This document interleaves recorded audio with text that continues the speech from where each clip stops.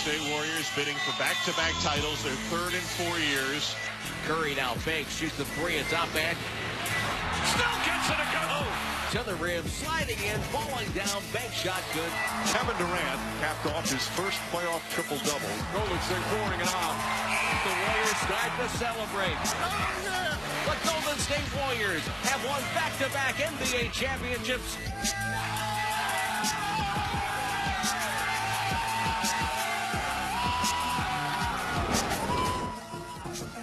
Now the effort begins for back-to-back-to-back. Some notable games for the Dubs, including a rematch and a reunion with the Rockets. A lot of talk about what if CP3 was there for 6 and 7. Find that on TNT. And right now you can find our own David Griffin kind enough to join us and break this and much more down. So, Griff, first of all, a happy summer break to you, sir. And you can finally get one because you don't have to build teams. You just have to be a part of this one. It's a little bit easier. Give us a sense of your take on what's going to be the toughest part for the Warriors this time around, now going for the third in a row. Well, I think they suffered from this last year as well, and Steve Kerr talks pretty openly about the complacency. And I think that's going to be their biggest issue. I think when you achieve as much as they have in the time span they have, and when you have the level of talent that they have, you tend to take some things for granted. And that team has taken a lot of plays off over the last couple of years. They've taken whole games off. They've had mental lapses that come from, frankly, being drained. You know, when you play all the way to the end of the finals and then the season starts as early as it does last year, they had the shortest turnaround in league history heading into last season. And that sort of accrues and it aggregates over the course of the year. So I think the years of them winning 70-plus regular season games is probably gone because they're going to try to be fresher and be ready for playoff games. But I think just motivation gets very difficult when you're as good as they are. And speaking of that motivation, Dave, you've been there before. How tough is it for Bob Myers to find what we call the role players? We know the star players get all the credit, but the Quinn Cooks of the world, the Nick Young, who's gone now, find those right glue pieces to keep with the core so you can win another championship. Yeah, I think fit becomes really, really important, obviously, around those guys. And he's done a marvelous job to this point of doing that. But, you know, let's not kid ourselves. DeMarcus Cousins wasn't about fit. It was about a really high-level guy who has a chance to, if he gets right over the course of the year, has a chance to give them a totally different look that people would have to deal with. And what I loved about the move by the Warriors, and it sounds to me, first of all, like Boogie chose them to a huge degree, and that's because the place is a joy engine and everyone wants to be part of it. But what I found really interesting is even if all they succeeded in doing was keep him away from anyone else that might have used a big man as a weapon against them and forced them to play a bigger lineup, it was a huge success. So short of getting Jamal Crawford on minimum, which I sort of expect they're going to do as well just because everybody else goes there, I don't know how they could have had a better offseason. Griff, I want to stay in the West for a second. The teams after we get past the Warriors, and we'll go with the Mellow Bowl if you were. Give me your take. I'm curious. Oklahoma City kind of growing further together without Carmelo Anthony now, not so much that big three question. And now how do the Rockets get even back to where they were when you take out the defensive Ariza and Mbamute and bring in Melo into that mix? Yeah, so I think from a Thunder standpoint, I think they'll get better with internal growth. I think they'll get better with some continuity, which is really, really important. I think we grossly underestimate the significance of continuity in that Golden State juggernaut because they added Durant to a 73-win team. Everybody focuses on that, when in reality their nucleus has been together for a long time and learned how to win together and shared losing together. And the bond that creates and the trust that builds is huge. So OKC is going to have that. And I think the fact that Paul George signed long-term there, that they can build in a mindful, sustainable way is incredibly important. And I really like what they've done in terms of their bench pieces. Robertson hopefully comes back healthy, but if he doesn't, you'll see Terrence Ferguson grow and evolve a great deal because of the minutes he got to play last year. I like the acquisition of Luawu Cabarro. So they're getting depth in areas they needed it, and they're going to grow from within in a very positive way, I suspect. Griff, the last And time. relative to Houston, Casey, I think the losses of those two wings is going to be enormously important for them. I think they really underestimate how important Ariza and Bamute were to them in terms of leadership from Ariza, but in terms of their ability to keep their best defensive lineup on the court. Those two were part of that best defensive lineup.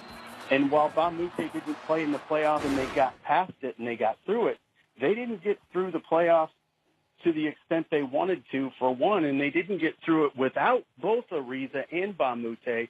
You could absorb the loss of one, but losing both of those guys from a defensive versatility standpoint is really meaningful. And obviously, as good as Melo is, he doesn't replace any of that.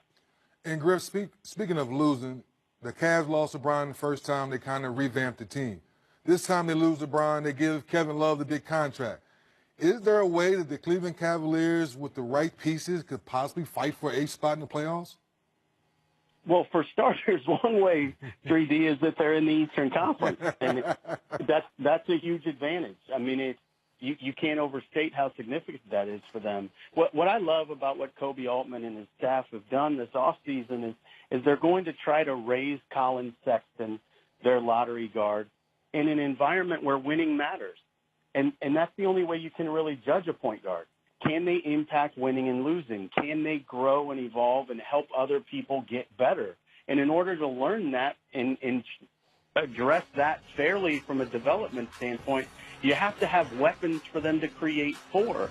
Otherwise, you're going to play to the lesser of their angels, and they're going to look to score all the time. So by keeping Kevin Love, somebody who very desperately wanted to be there, who's very much about the market and very much about Ohio, I think it was important for them, because that's not a market that's going to get big free agent names regularly. I mean, the only reason I'm on the air with you now is that the greatest player of his generation was from Akron, and we were able to see that through to a championship by starting over again and building through cap space in the draft. And that worked because LeBron could come back. But it's not something where Kobe and Ty Lue and Dan Gilbert could sit and say, okay, if we've got max space, we can always get free agents. That's not true. So they have to play a different game. And so I really like the way they've lined this up. And I like the fact that they're going to try to compete in the here and now. And if they get to the trade deadline and it doesn't work out, then Kevin Love's contract is pretty valuable as well. Actually, that was incorrect, too, Griff. For those who've been watching, DZ and I saw the picture that we had up. It was actually just to remind people about how wonderful you looked with hair. So that's why you're on the show. Casey, that's you know, there it is. I just misspoke. You know, I've aged so quickly in the last few years that not only do I no longer have hair, I completely misspoke. George Hill's contract is the one that's going to be really valuable at trade deadline, because George has a big gap between what he's guaranteed and not guaranteed the following year. So that contract will be a huge weapon for them come trade deadline. Griff, love having you on. We'll talk to you soon. Enjoy the rest of the summer, okay?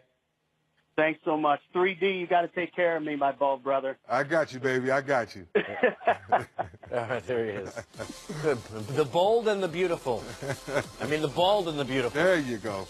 From returns to predictions of who might be moving next. It's coming up next. Don't move. Speaking of recruiting, Kyrie, where does he go after the season? Rumors say maybe back home to New York against the Knicks. Could KD end up there? Big city, have some money, open Eastern Conference. You shaking things up, Casey. Well, I'm just trying to keep Twitter happy. Keep them active. Kawhi, he said he's going to L.A. We, the North, are going to handle their business, and Kawhi's going to stay. How about that? They could be they, the West. Oh, that's true. Daddy. Now, this one gets tricky now. Daddy, your phone call says come home. This one gets tricky because Clay has made it very clear. I'm handsomely paid, and I'm playing for a championship every year being with the Golden State Warriors. Now you have 3 rings. Do you want to make more money? To your point, go play for my dad's franchise where he played.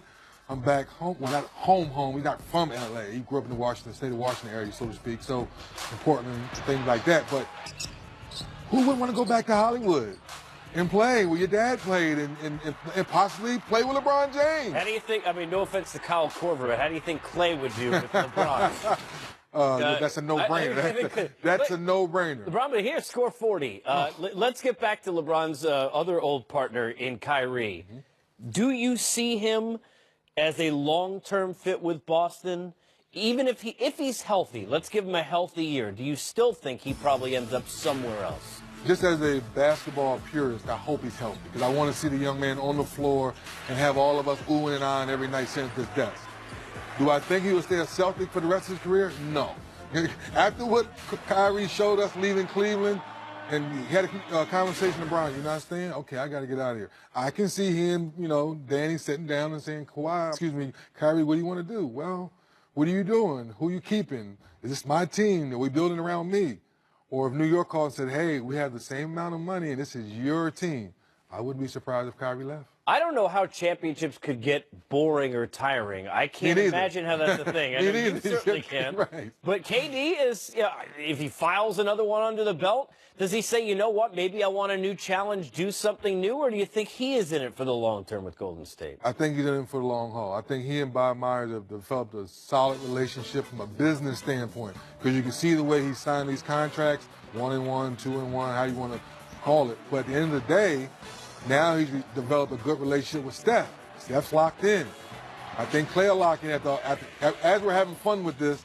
I think Clay and KD stay with Golden State and they will ride this thing out. Kawhi's not going to be the only player LeBron is going to want to recruit over the next year, I'm sure. Yeah. So it may not all be his choice. We don't know that. But the idea has been, well, he and the Lakers, they have to get together, right?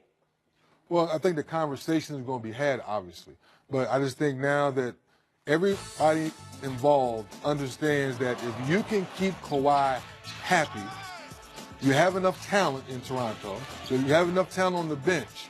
Can he and Kyle Lowry get on the same page?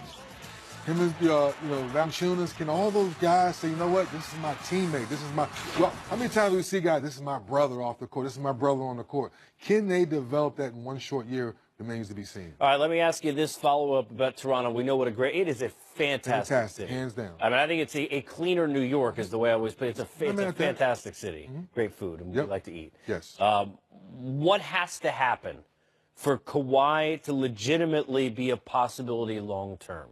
We know Messiah said all the right things. They've put it to, what has to happen? Do they have to win a championship? Do they have to get to the finals? What do you think has to happen? They have to have a good year. What does a good year mean? Obviously, winning as many games as possible. I think the relationship with him and Messiah will get better and better as each month goes on. It falls back to Kyle Lowry. He's the next guy in line, quote-unquote, all-star caliber that if you're on the same page, you win some ball games, you go deep in the playoffs, I think he stays. A lot of tribute videos could be coming. No question. That's a big thing now. Yes. A lot of tribute videos.